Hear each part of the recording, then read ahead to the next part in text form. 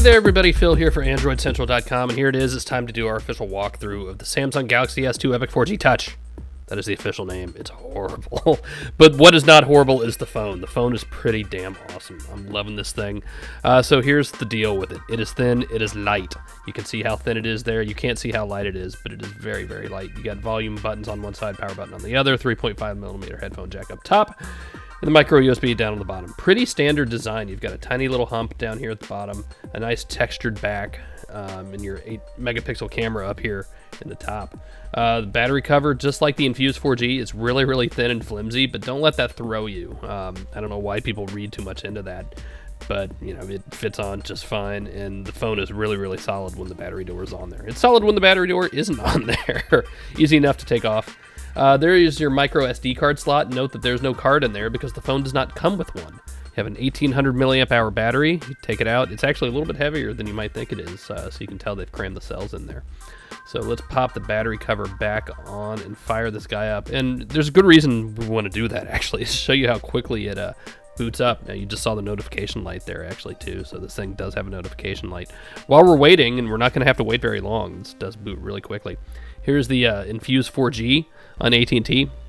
Very, very similar phone. They're both 5.5 inches, or 4.5 inches, excuse me. And, you know, similar size screens, very similar design. Bring in, how about a massive 7-inch, not massive, but 7-inch tablet here, and you can definitely see the difference in screen sizes, but just how large the 4.5-inch screen is. It's actually 4.2 inches diagonally. And look at that, we're already booted back up. So let's get rid of that tablet and take a look at the phone, because that is the important part. So this is an all-new version of Touchwiz for Samsung as well, and we'll put a playing card on top of it as another example there. It's an all-new version of Touchwiz, but at the same time, it's very familiar. It's still very colorful, and it is fast. I don't know how much more I can say about how fast this phone is. So it's got a dual-core Exynos system on a chip and processor in it, 1.2 gigahertz.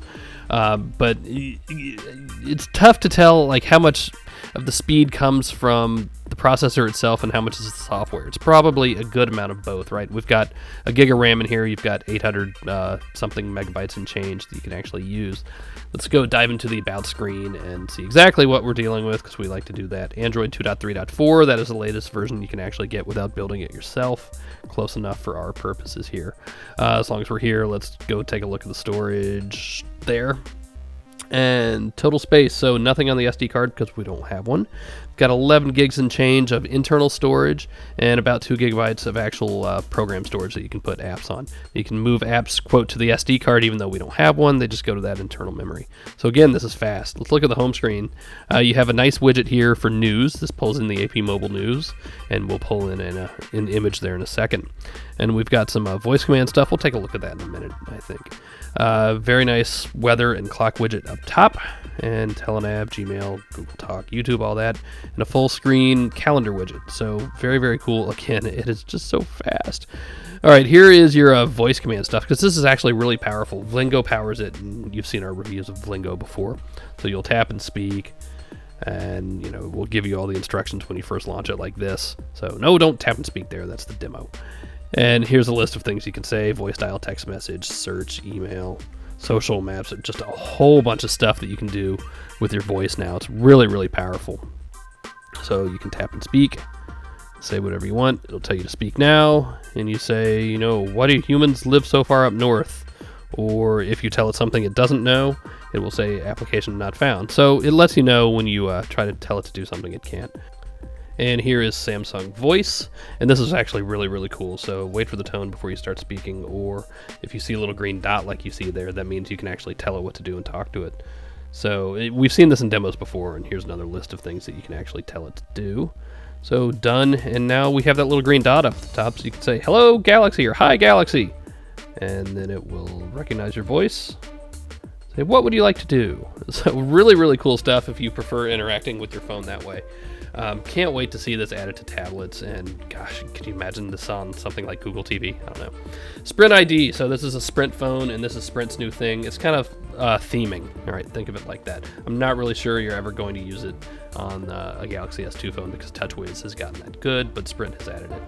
Other Sprint apps, really nothing out of the ordinary here. You've got Nova for your game. So you can change up your app drawer a little bit. You can make it a customizable grid, and one of the shining features here is adding things to the home screen. So we've seen this before. I mean, this isn't new, right? You can just drag something out of the home screen, out of the app drawer, and place it on your home screen. Very, very simple. Panning, so you'll see this in the browser briefly as well. Just ignore it. It's this weird gyroscopic thing where you can tilt the phone to pan across the home screens or in the browser, and it's just a mess. Don't worry about it. You can edit the app drawer, and nice instructions there. So you can change out the icons down there on the bottom of the dock, or you can add folders or entire pages. Very, very nicely done from Samsung. They're really, really getting good at Touchwiz, and I know a lot of you guys don't like it out there, but I don't know what's wrong with you because they're really making it customizable. And let's see what else. Adding things to the home screen. We did a whole nother post and video on this, but we'll show you here as well. Very nicely done. Widgets show up at the bottom, so you can see what you want to add, and then you can see the home screen you want to add it to. But you see there's no room there, so it won't let me. When you do have room, it highlights it very, very nicely, and that's how big the widget would be when it adds to the screen. So very, very nicely done by Samsung. Really can't say enough about that. Flip through some more apps here, and let's go to the browser. This is where you can really start to see the speed. I know people like to do benchmarks. I like to use the browser. I want to use my phone. I don't care about a number. That means nothing to me. So let's go to Android Central, because as we all know, we kind of occasionally have a sluggish page. And we're on Wi-Fi here, so it should load pretty quickly. But it's not the load speed that I want to look at. I actually want to look at scrolling speed. So we've already got it loaded up here on the Infuse 4G. And you can just really, really see the difference in scrolling, and actually in the kind of display response as well, just the touch response. Now, a lot of things are going to go into effect here. One is the processor in the system on a chip, one is the amount of RAM, and another is the tweaking done to the software. So we have a different version of Touchwiz. We're on 2 different carriers, so Sprint can, have things done that AT&T might not need done. So we're comparing apples to oranges here, but I think you get the point in that these Galaxy S2 phones just fly. Now let's do this. See, we're loading a YouTube video on the left and another one on the right on the Infuse 4G, and they both run just fine.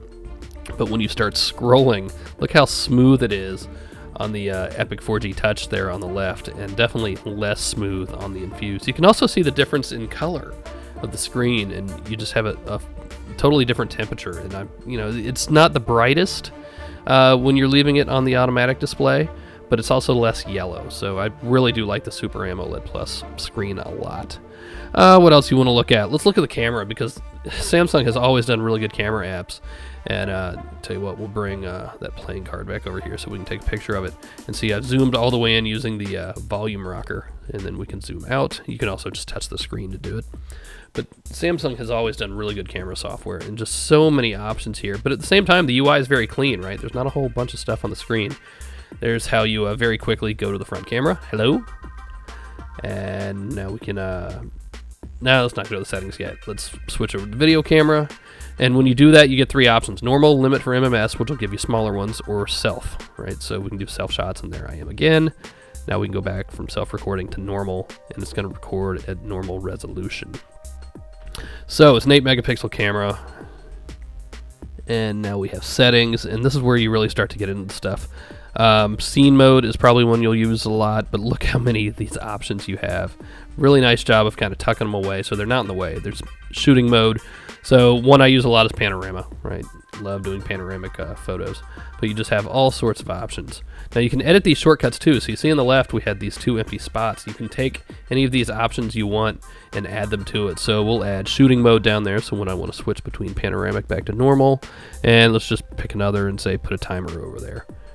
And that's that. So now they will appear docked on the left. Very, very nicely done. Very nice software. So that's it, everybody. A very quick walkthrough of Samsung Galaxy S2 Sprint Epic 4G Touch on Sprint. Galaxy S2, very fast. See you later.